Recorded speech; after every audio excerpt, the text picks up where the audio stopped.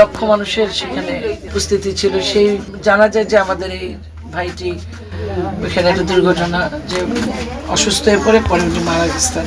রাত্র 10টার পরে আমাকে আমাদের ভারপ্রাপ্ত চেয়ারম্যানের প্রতিনিধি উনি আমাকে ফোন করে, ভারপ্রাপ্ত চেয়ারম্যান এটা শুনে, উনি যেহেতু উনি নিজেও কিন্তু উনি মা হারিয়েছেন এই সময় এই মুহূর্তে, তারপরেও কিন্তু উনি সাথে সাথে বলেছেন যে আপনি, ওনার প্রতিনিধি আমাকে ফোন করে যে আপনি একটু বাউফোর্টে চলে যান।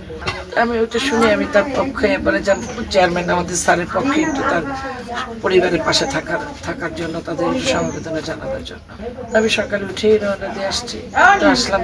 কথা হলো তার ওয়াইফ, মেয়ে। আপনারা জানেন যে ছেলেটাও জুলাই যোদ্ধা, সে জুলাই আন্দোলনে গুলি খেয়েছে। আমরা তখনও তার এই যে এইমাত্র উনি বললেন যে আমার ছেলে যখন অসুস্থ, বিএনপির লোকজনই তাকে উদ্ধার করে হসপিটালে নিয়েছে, চিকিৎসা করিয়েছে সেই থেকে, এবং এখন পর্যন্ত আমরা সেই খবর রাখছি।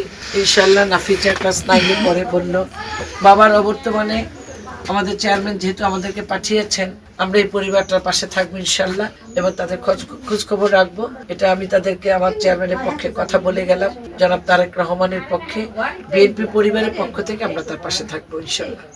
আমাদের সাংগঠনিক সম্পাদক আকুল সাহেব বরিশাল বিভাগের, তাহলে আমাদের শহীদ সাহেব, জেলা সভাপতি সাহেব, সিএমএস থেকে আমাদের সম্মানিত তারেক রহমান সাহেব সে লোকজন পাঠিয়ে তাকে দ্রুত, আমরা মনে করছি যে সিএমএস থেকে ফর্মালিটি মেনটেন করিয়া তাকে নিয়ে আসতে অনেক সময় লাগবে। তখন যারা নেতৃত্ব যারা আসছিলেন তারা বলছে আমরা 10 মিনিটের ভিতরে আমরা করে দেবো। ঠিক দ্রুত তারা করিয়ে নিয়ে আমাদের কাছে পৌঁছে দেয়, আমরা নিয়ে আসছি।